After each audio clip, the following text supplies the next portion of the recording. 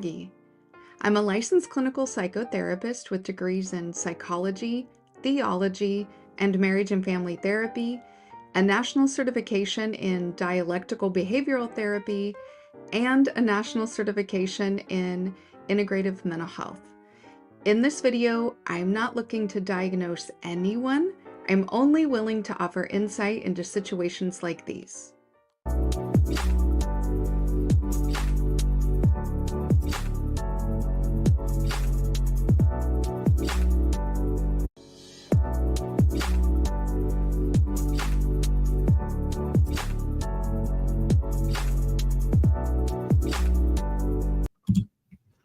Hi, everybody. Has anybody heard of the Shasu?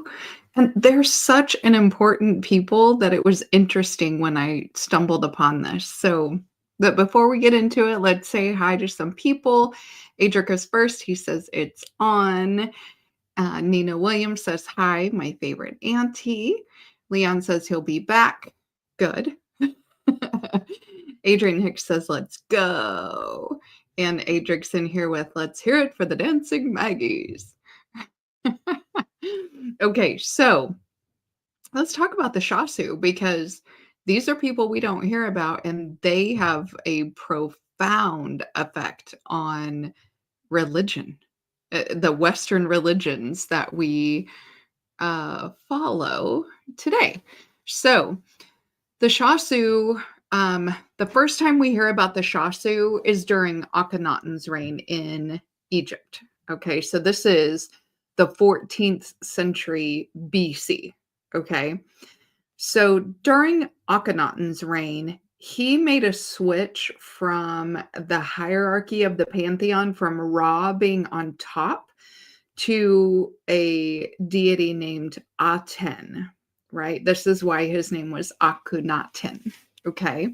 Now, just for funsies, his son was Tutankhamun. That's hard to say. And when his son Tut took reign after him, he said, having that Aten god was silly. We're going to go back to Amun-Ra. And so when he was pharaoh, he changed his name to Tutankhamun. So King Tut.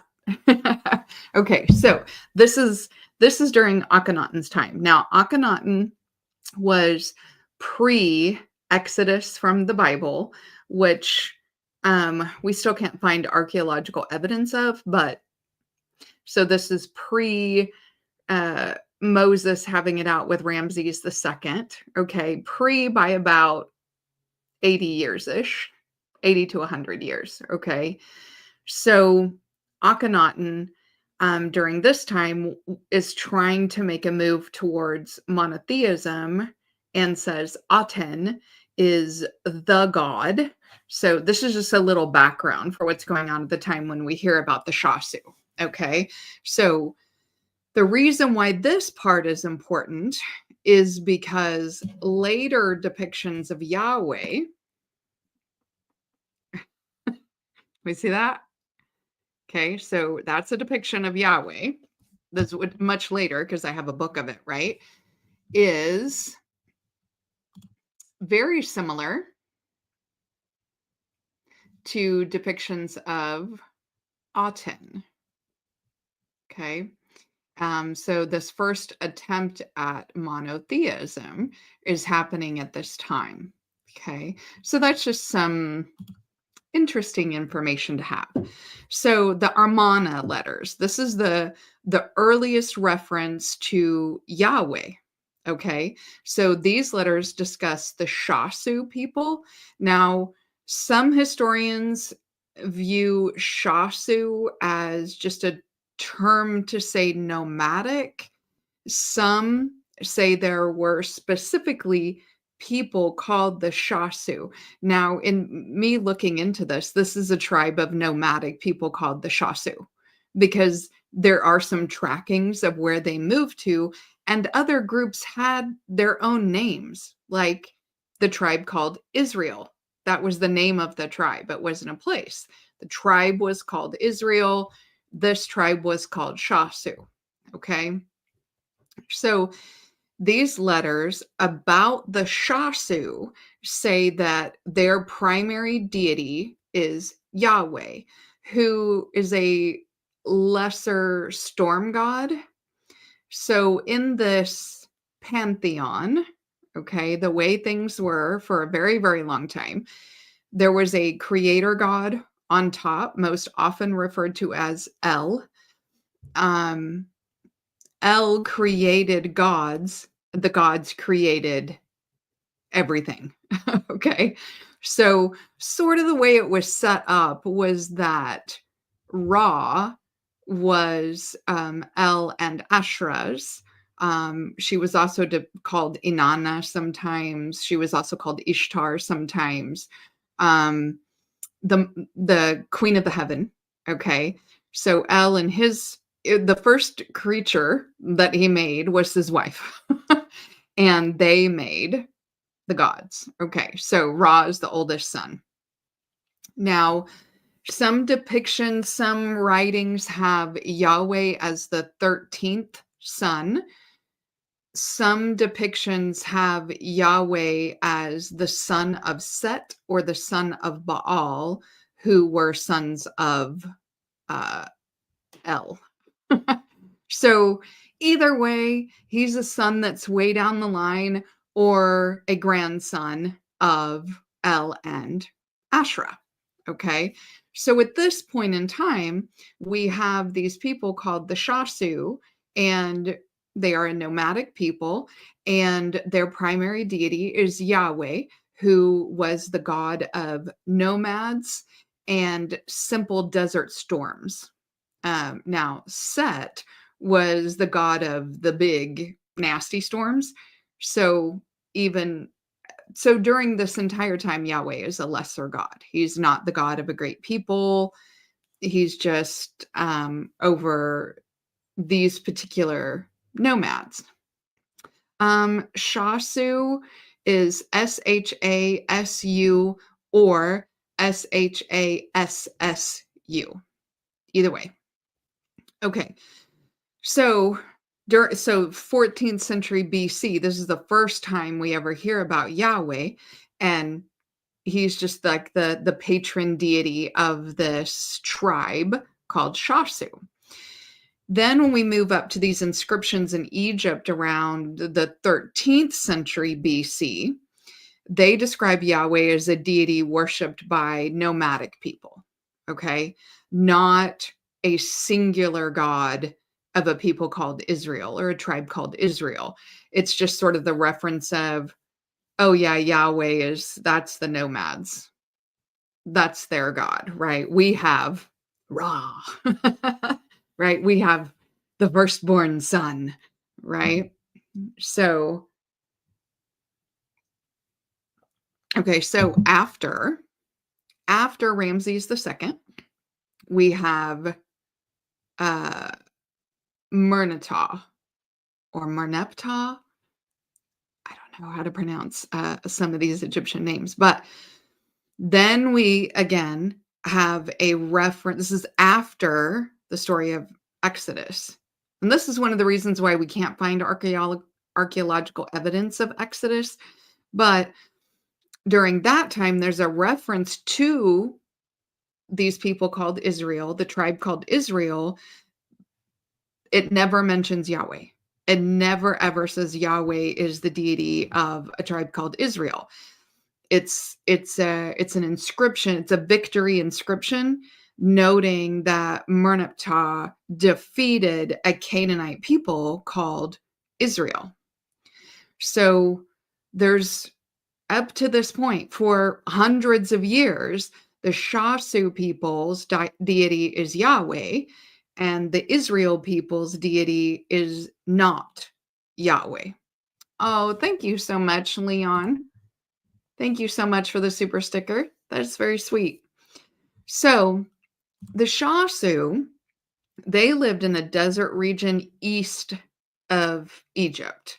So if you're trying to place this geographically, this is North Africa. Okay, it's on the African continent, east of Egypt. Okay, So they are by the Sinai Peninsula. They're around the Arabah Valley of Jordan. They're in Edom, which is South Jordan and Northwest Saudi Arabia. They're nomadic. So I'm not saying they're all there all the time. This is where they go around to. They're in Midian, which is South Jordan and Northwest Saudi Arabia. And they're in the Negev desert of modern Israel. Okay. So these are all the places that they're around. Okay. They're mentioned, the Shasu are mentioned in various texts throughout Egypt during the New Kingdom period. Okay. So that New Kingdom period is what we think of when we think about ancient Egypt, right? It's the height of Egyptian power, wealth, cultural development. People from around the world were trying to get to Egypt for education, right? This is Kemet. This is the height of the power, the wealth, and the cultural development. So during that time, the Shasu are mentioned all over the place. And this is 1550 BCE to 1070 BCE. Okay.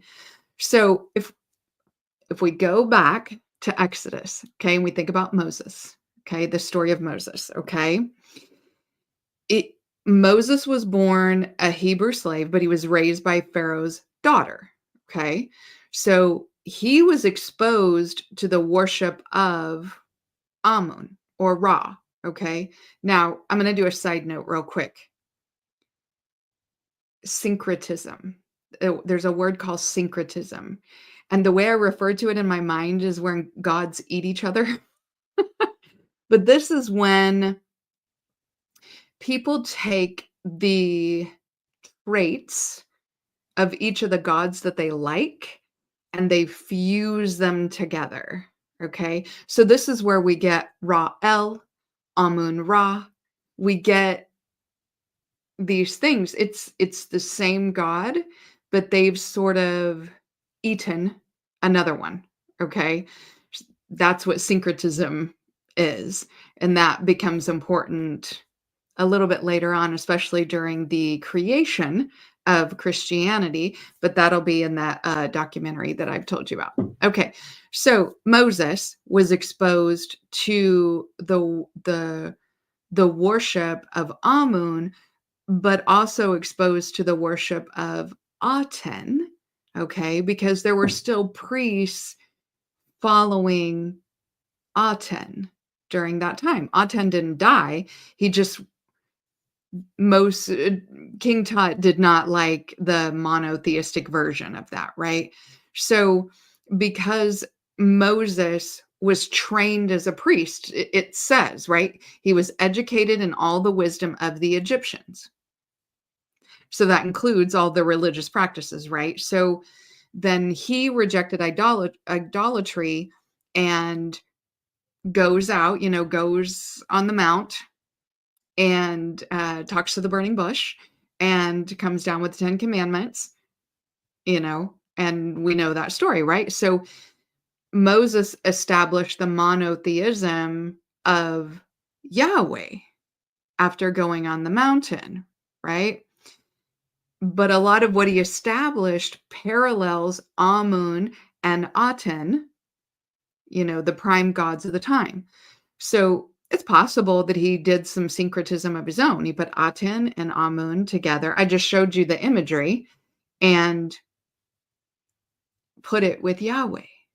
But again, there's gonna be a documentary. So in the Kuntalat Ajrid inscription found in the Sinai Peninsula, it discusses the Shasu and mentions the gods Yahweh and Asherah, again, the great mother, right? That's where it's talking about the Shasu, and it says, quote, I bless you by Yahweh of Samaria and by Asherah, his Asherah. Okay. Now, again, we're not sure if Asherah is his mother or his grandmother in the pantheon.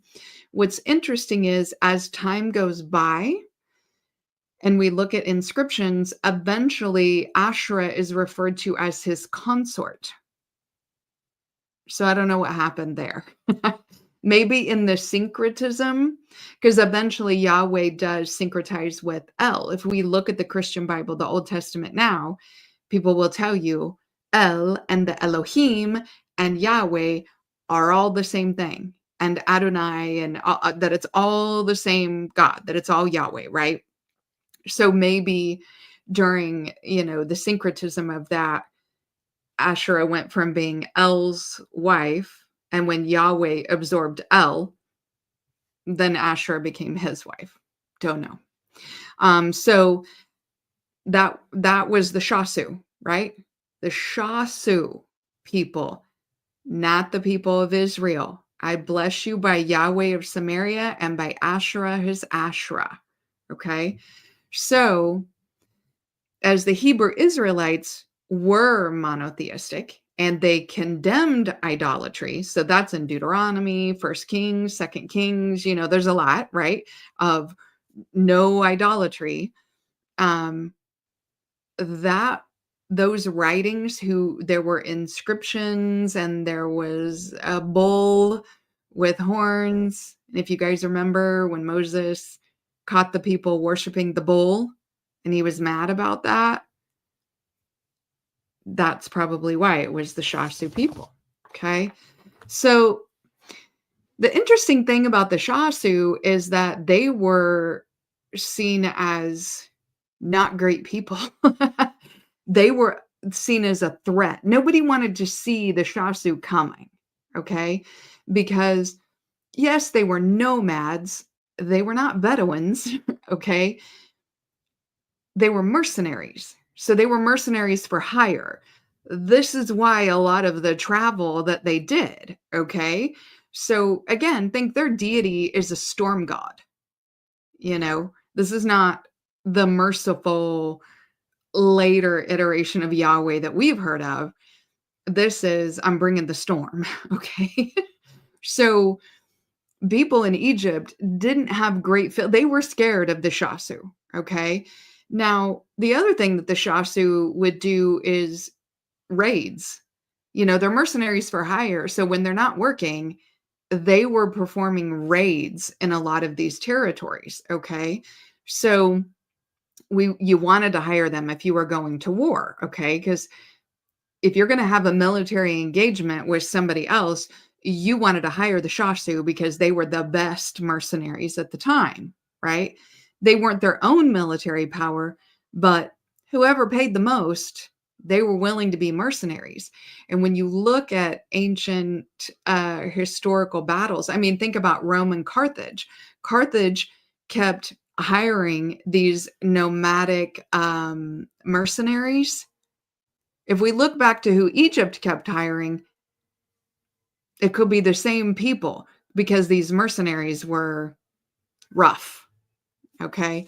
Leon says, I've always tried to figure out if or within this time period was Jordan part of Egypt during that area or during that era. It wasn't necessarily, it's like the nomads would travel around, and the tribe called Israel were also a nomadic tribe. And so they would just travel all around that area.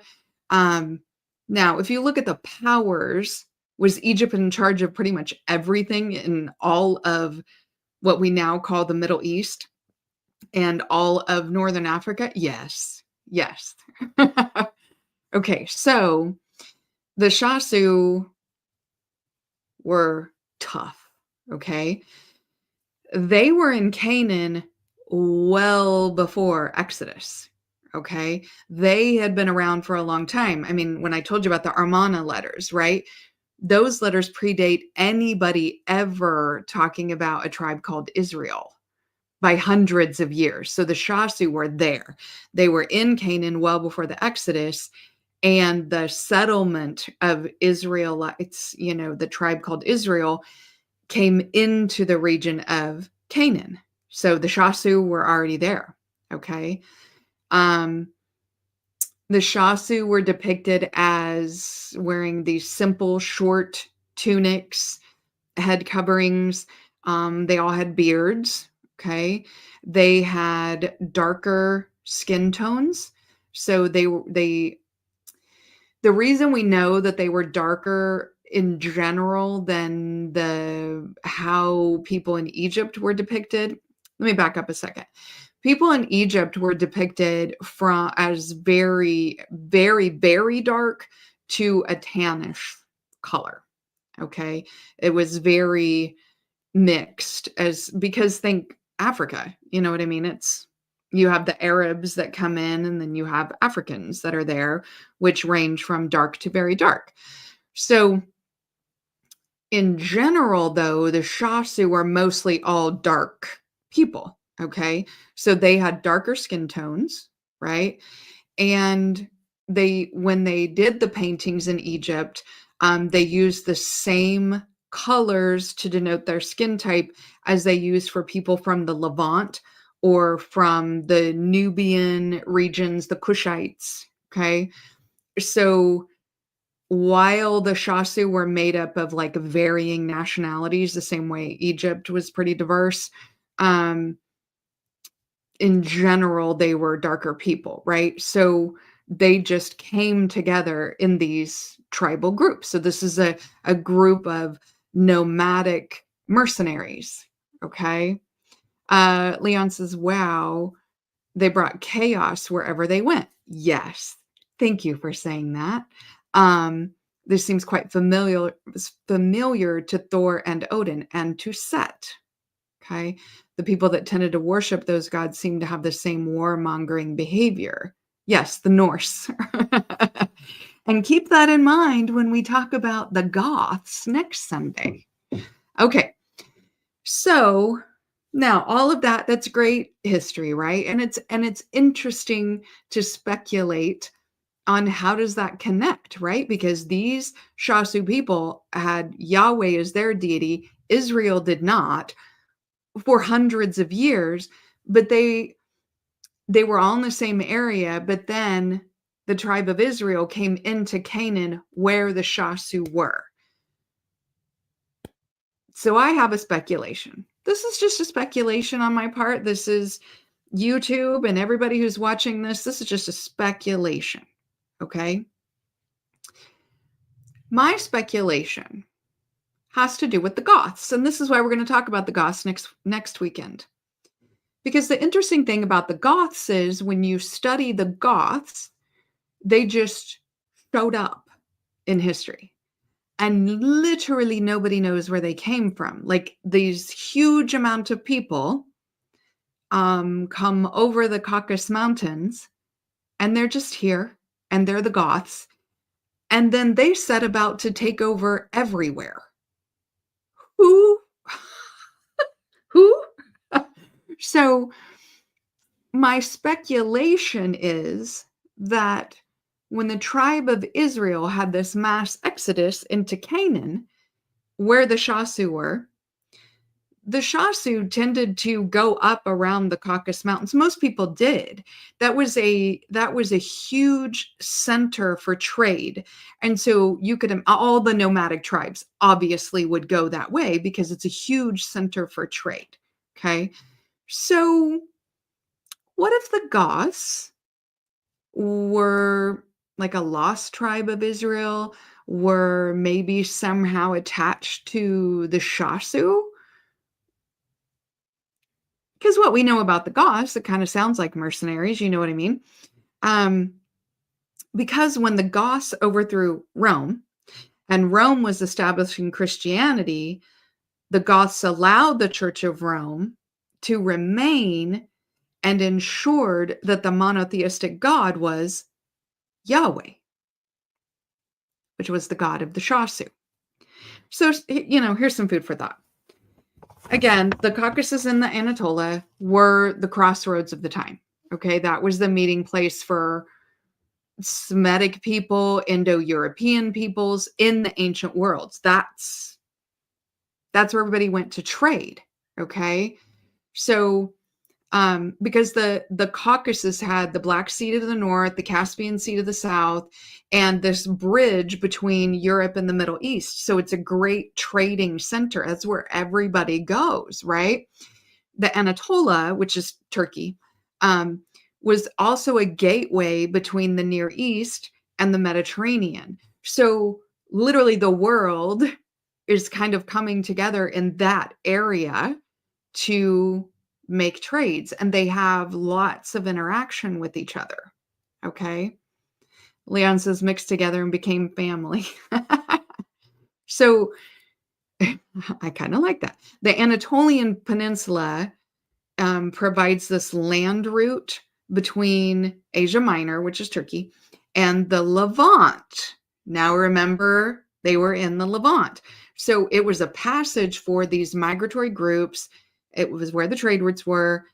It was also a place of military conquests. Okay, so that was this cultural crossroads. Think about another reason they would be there. All the military conquests that are going on, and these different regions want to hire the mercenaries for hire. So most definitely the Shasu were there. Okay. Now, if we move on from that, the Hittites. So some history. The Hittites were expanding from Turkey into the Levant when the Shasu were still in Canaan. Okay. So this is historical. They held the land that would connect the Levant to the Anatolia and the Caucasus. Okay.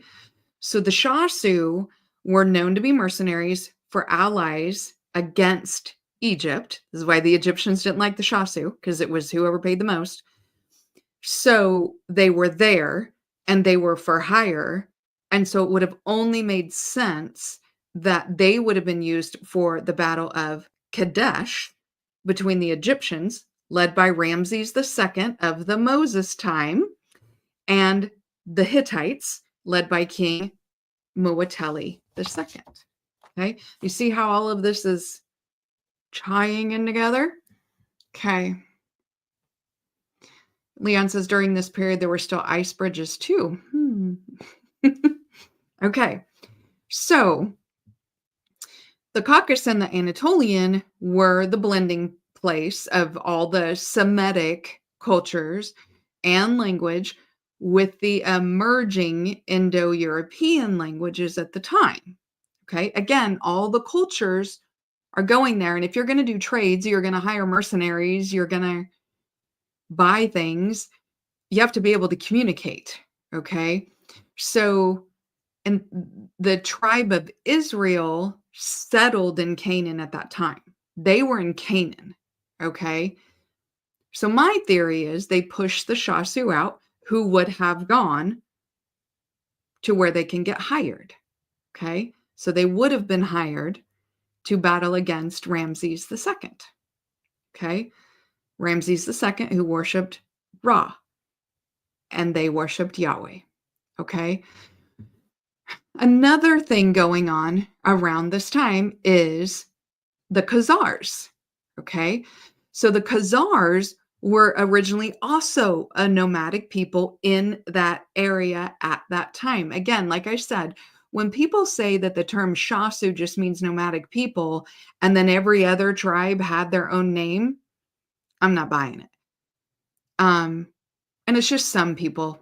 Other historians say, no, the Shasu were a tribe. I believe the Shasu were a tribe because they talk about being scared of the Shasu and the Shasu being hired, and then they talk about everybody else by name.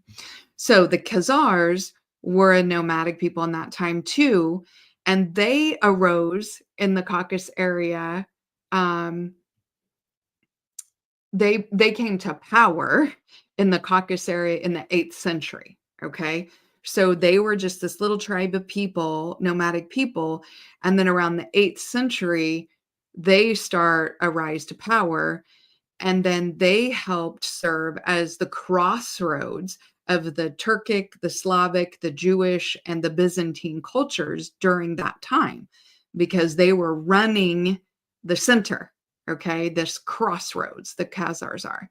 So the Khazars were imperative to trade routes connecting Europe, Asia, Africa, Middle East, like they were there with all the trades. So the Kagan rulers had this multi-ethnic and multi-religious population. Okay.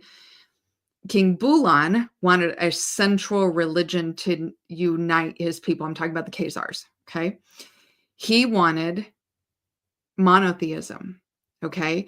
A lot of times you'll see when you look at things historically that when a nation wants monotheism, when it wants a central religion, it's due to needing nationalism. Okay. So when there's upheaval, when there's unrest, when the people are not joined together as one, you will see this push for centralized religion, monotheism, those kind of things. So what was going on with the Khazarians was that King Bulan wanted a central religion to get his people together, the crap together, and other areas kept telling them, would you just pick a religion and get your shit together? Okay. So he called in representatives from religions, like, you're a Christian, come in and talk to me about it. You're an Israelite, come in and talk to me about it. Now, by this time, the Israelites have adopted Yahweh as their deity, right? So King Bulan says he doesn't want to be Byzantine, which is the Christian, and he doesn't want to be Arab Muslim. The Muslims sent people in, right? So he chose Judaism and the worship of Yahweh for the religion of the Khazars. Okay. So the Sephardic Jews, who were Arab, right, but they're living under Muslim rule, right, and the Persian Jews flocked to Khazaria because that's what he chose, right? And so the Sephardic and the Persian Jews and the Khazarian converts are all now following Judaism in the Khazar. Okay. Leon says the Khazars admit to assimilating, to Judaism. They talk to the priests and they choose what belief. Yeah, they just chose for nationalism, to unite the nation. Okay. They felt it was superior to assimilate to Judaism. Yeah, for sure. Hi, Snowman. Thanks for being here. Okay. So those Khazarian Jews, right?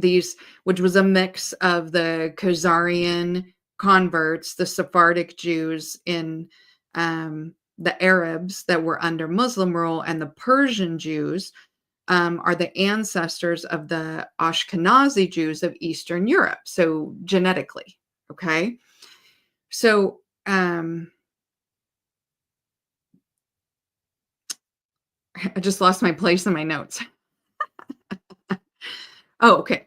So another nomadic people at that time, or actually before that time, before this happened in the Khazars, the Goths came out, right? And they are a nomadic people, right? Here come the Goths. They're referred to as a nomadic people. They come up over and out of the Caucasus Mountains, okay? And they are a nomadic people. And they also lead to modern day worship of Yahweh. Okay, this is the Goths. All right. So that's why we're going to talk about the Goths. All of this is leading up to something. But, hearing about the Shasu, because we've heard about the Goths, right? We've heard of the Goths. We've heard of the Khazarian Empire. We've heard of Rome. We've heard of all of these other, but why did we never hear of the Shasu when they were the first ones to discover Yahweh, even before the Canaanites, even before the tribe of Israel, even before Rome, before anybody else? Again, remember, this is like 4,000 years ago? The very first we hear of Yahweh is the Shasu. And then for hundreds of years, the only time we hear about Yahweh is because that's who the Shasu follow, is this lesser storm god. So it's interesting to note. Definitely interesting to note. And I think the interesting thing, for me in trying to connect those dots is that it's all happening during that time when Moses is creating monotheism. We have the switch from Ra to Aten to Amun Ra. We get the same depictions of Yahweh that looks like Aten. And we forget, or we never heard of, syncretism. Okay. And that's something that tribes would do, but then when nations would try to overthrow lands and wanted the people to follow them, Rome was great at syncretism. Great. In fact, when they took over some areas, they were like, oh, you guys worship Baal. Well, that's Jupiter Dolicensis. It's the same guy. And so they said that's Jupiter, right? And then when they merged the two together, that god is called Jupiter Dolicensis. I don't know why they did it a little bit different with the wording, but that kind of stuff happened all the time. And so now Yahweh, he's eaten a lot of gods over the years, so he is the god eater. Leon says, Maggie, I've read a lot of this history, but I never truly had people to talk to about these subjects. Even within some spaces, people tend to act like, what is the black man doing here? I don't know. I think knowing history is so important. You don't know where you are if you don't know where you were. And if you don't know where you are, you don't know where you're going, and you can be led anywhere. So again, my channel is about everybody having their own personal freedom. So a lot of that is information, know where we were, know what the history is, to know where we are right now, to figure out where you want to go as the person. So I thank you guys for listening about the Shasu. We're going to continue that discussion and talk about the Goths. And then when the documentary comes out, it'll really tie all of that together, but you'll have this very baseline. After we talk about the Goths, though, and before the documentary comes out, we're actually going to also talk about who were the Britannics. So these are the British they are the Aboriginal British before the Goths and the Germanics took over that area. So modern day British people are actually descendants of the Goths, and not descendants of the Aboriginal people of that area. And there's been a lot of DNA studies about that, and isolating that. It's sort of like we have Native Americans and we have Americans. You know what I mean? So they were called the Britannics, and Rome wrote about the Britannics in 90 AD when Rome tried to conquer Wales. So that was the first time somebody saw the Britannics, and lots of writings about them. They were a little creepy, a little scary, because that's the first time we hear about the Druids. So that was where the Druids was on Wales, was on Anglesey Island. So we'll talk about the Britannics too, because it's all tied in. And still doing Pivot Point Wednesdays, where we're going through this book, the Book of Knowledge. And so we'll continue to do those on Wednesdays. More of the teaching videos will come out. I appreciate everybody who was here today. Best Live Tribe on YouTube. And I appreciate everybody in their replay gang. A lot of this is just some food for thought, and it's all going to tie in together. So I appreciate, Leon, that you've already been studying some of this. So you're ahead of the game here, probably ahead of me on some of it, which is fun. I love to learn stuff. So I hope everybody enjoys the rest of your Sunday. If I don't see you this Wednesday, I hope I see you next Sunday for Who Are the Goths. And before I go, I love you. I miss you. You're my favorite.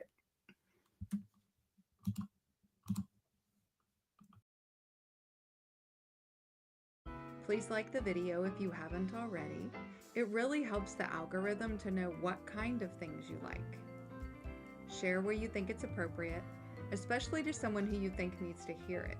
And don't forget to check out some of the wilder Pivot Point Wednesday shows. And last, don't forget to subscribe if you haven't already, especially if you want to break down complex concepts that make the esoteric not so teric, helping you on your journey to become your most authentic self. By subscribing, you'll join a community that thrives on curiosity and growth, and you'll never miss out on insights and some wild discussions. Let's uncover the universe together.